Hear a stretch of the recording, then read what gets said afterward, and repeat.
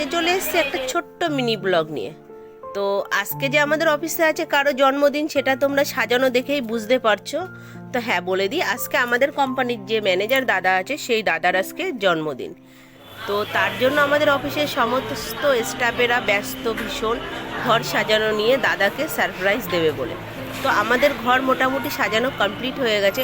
এবার আমাদের যা করার আছে সেটা হলো দাদার জন্য ওয়েট। দাদা আমাদের মধ্যে এই মুহূর্তে উপস্থিত হয়ে গেছে আর আমাদের সবাইকে বকাবকি করছিল, কি দরকার ছিল তোদের এইসব করার।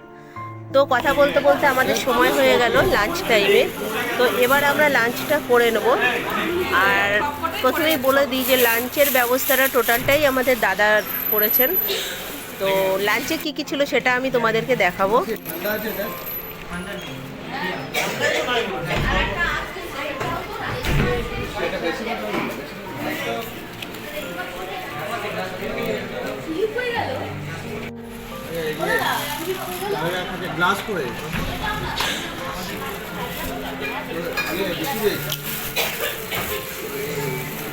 আমাদের লাঞ্চে কি কি ছিল সেটা তো তোমরা দেখলেই।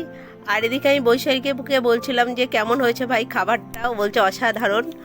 তো দাদা আবার আমার দিকে তাকিয়ে এবার বললো, কিরে তুই বসবি না? তো আমি বললাম হ্যাঁ দাদা বসবো, একটু ভিডিও বানিয়ে নিই যেটা স্মরণীয় হয়ে থাকবে আমাদের মধ্যে।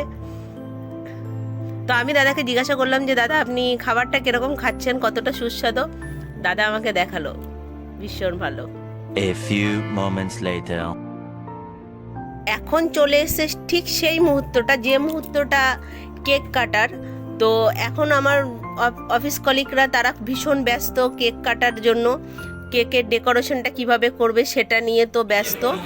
তো আমাদের মধ্যে দুটো কেক আছে। তো ফাইনালি কেক দুটো সাজানো হয়ে গেছে। এবার তোমরা দেখে নাও যে ডেকোরেশনটা ঠিক কীরকম লাগছে। ভীষণ সুন্দর করেছে, প্রত্যেকটা কাজই খুব ভালো।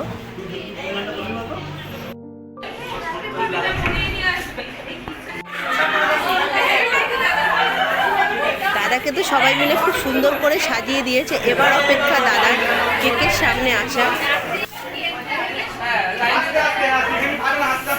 দাদা নিজেও ভাবেনি যে দাদার সাথে এরকম কিছু হতে পারে। তো আর কিছু বলবো না, এবার তোমরা পুরো ভিডিওটা দেখতে থাকো।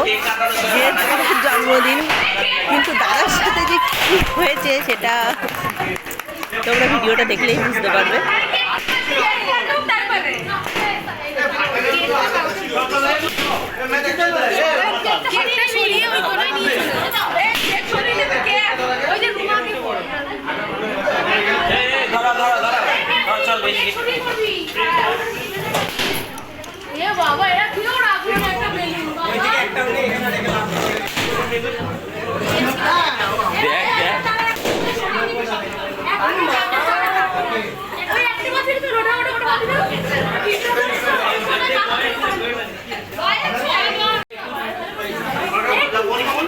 দাদা তাকান।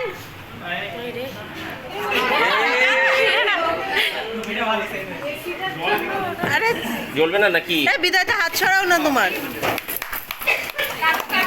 দাদা কাটেন।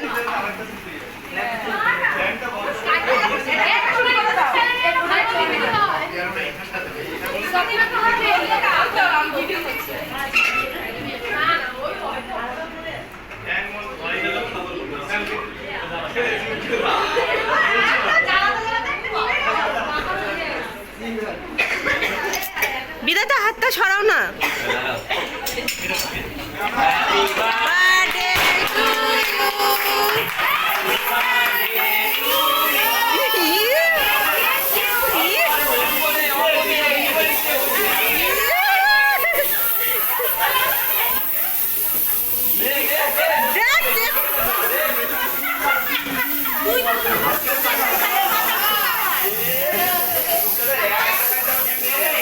কেকগুলো সরিয়ে নে।